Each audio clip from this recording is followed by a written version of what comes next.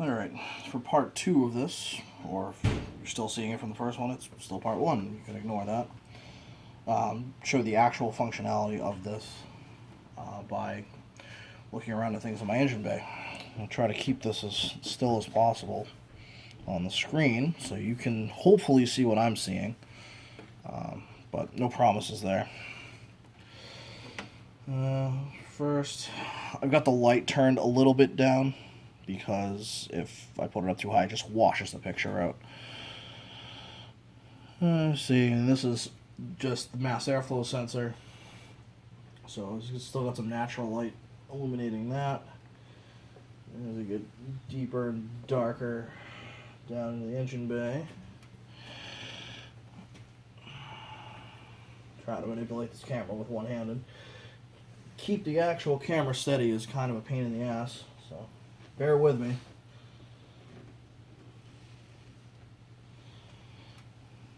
That would be the EGR tube.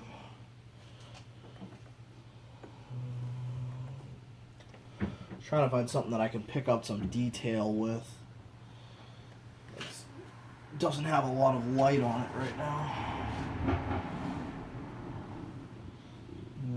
Schrader valve and the fuel rail, and the very dirty distributor cap, and filthy plug wires. And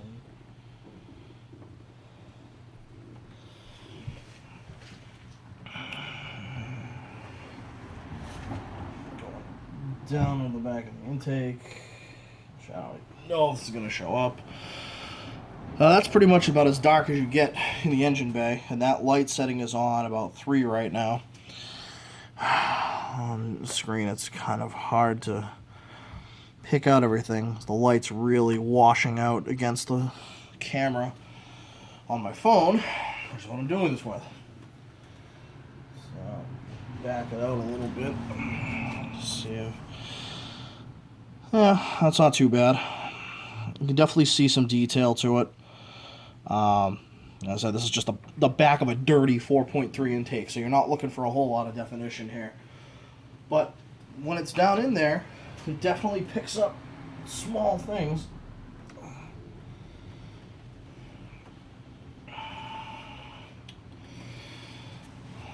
So, yeah, that's about, that's that. I will say that I'm somewhat disappointed that you cannot save these pictures onto an SD card and transfer them anywhere.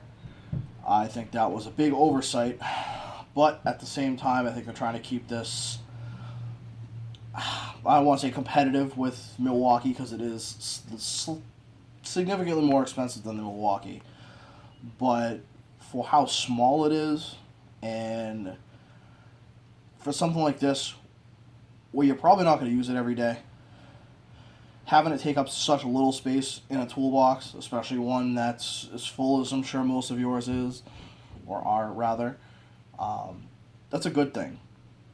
We're always at a premium on space, so having something take up such a small footprint that is still very, very useful, to me anyway, that was one of the big selling points.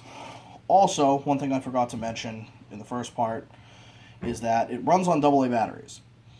So if it goes dead, keep some rechargeables with you, slap them in, you're good to go. There's no waiting for it to recharge or anything like that, which I also think is pretty neat. Overall, price of it being $280 for what I need it for, it was worth it. For how small it is to me, it's worth it. For some of you, it might not be, but it's another option out there. It's got a 2-year warranty on it through Snap-on. Might be easier for you to swallow this, the $280, on a truck account, $20 a week, rather than paying $200 plus for the Milwaukee one. I have one of my friends said he uses the AC Delco one, and he says it works great for him. I personally haven't used that one. I have used the Milwaukee one, and this seems to be a very equivalent, if not maybe slightly clearer picture. And it's certainly a lot smaller. I'm actually amazed that they got all of this into quite a small package here. But yeah, that's pretty much the end of it. If you have any questions, feel free to post them. I'll snap pictures of the box and all the extra paperwork, and I'll post them up wherever I post this, which will, first place will probably be Snap-on Anonymous, and then, I don't know, wherever else it may end up from there. So you guys have all the information on it. All right.